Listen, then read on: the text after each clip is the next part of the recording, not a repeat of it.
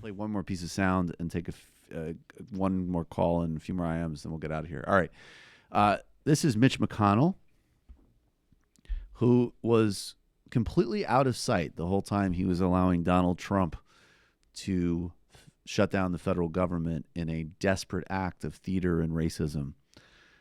Corey Robin had a great tweet recently. He said, look, people should really take in the fact that Trump tried to make the midterms a referendum on white nationalism and he lost. And he tried to make the government shutdown on white nationalism and he lost. That's really important to internalize in terms of aggressiveness. And what you view about the American public. And what you view about the American public, indeed. This is Mitch McConnell, who's put his head back out there. Yup, it's a turtle joke. And he is going to mock, keep in mind, I mean, federal workers had to take out loans. They had to take out same-day loans. The pawn shop business surged. People were missing payments on things. Serious human suffering that Mitch McConnell has zero connection to and has spent his whole life, his whole career in public office, increasing. Here he is mocking those people who work more in a day, or contribute, I should say. Mitch McConnell does a lot of work. Contribute to the good more in a day than he has in his whole career of harming people. Their bill would make Election Day a new paid holiday for government workers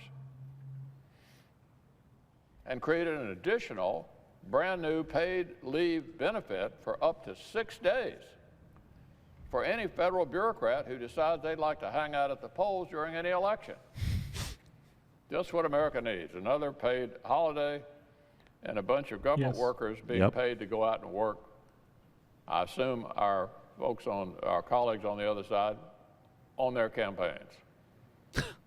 This is the Democrat plan to restore democracy?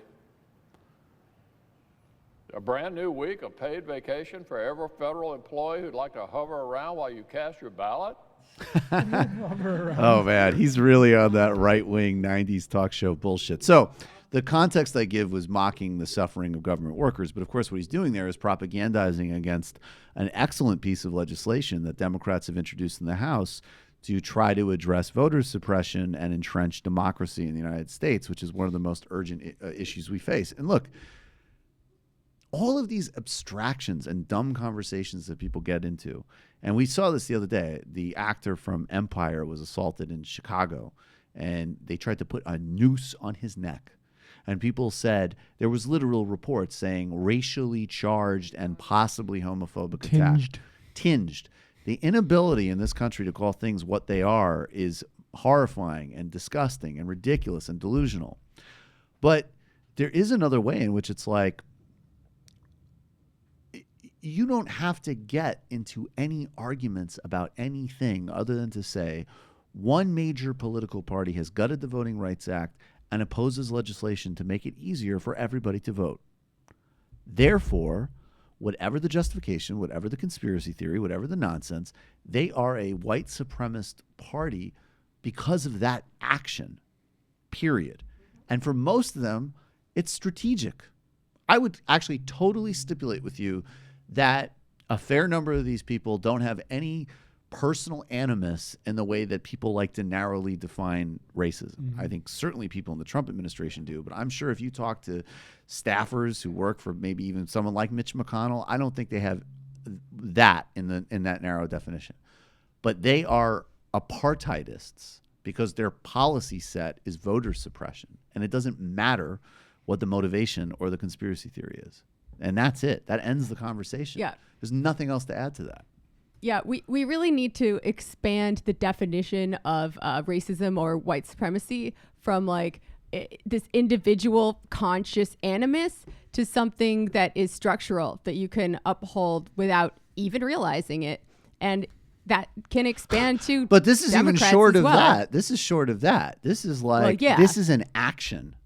Because I agree with you to an extent, for sure, but that can get complicated in some ways. That's like an important, it's like you get into the realm, like I was saying, where it's like 100% of white people are racist because we're encultured in a certain way.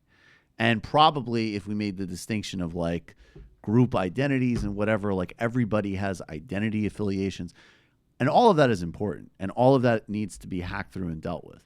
But on a really basic level, the middle ground of pushing the debate between like, hey, I don't personally use slurs and want to discriminate against people versus like, yes, but you are supporting legislation to build a fucking wall, to put children in cages and to block people from voting. I mean, that's Therefore, what I'm saying. You have to look at the outcome of a policy. And if the outcome of a policy upholds white supremacy, that policy is a white supremacist policy. Right. And for what it's worth, conversely, you know, if you have whatever personal beliefs you have, I'm not impressed. I'm not happy about it. But if you're voting and legislating and doing the right thing, I don't particularly care, frankly. Yeah. That's like that's where it is. I don't care. Can I just say really briefly that for anyone working for a living, whether they're working for Uncle Sam or not, this demonization of paid time off for them is really funny to me. Yep. I actually tend to know that the United States population is one of the most overworked and miserable at their jobs in the world. And it's not just because we all have crappy jobs. It's also we work too often at them. And we don't make enough, but that's another story. I mean, literally almost any excuse for just giving anybody a holiday. And what could be more important than Election Day? Well, we all love democracy here, right? Or do we? In a certain sense. Wu-Tang Clan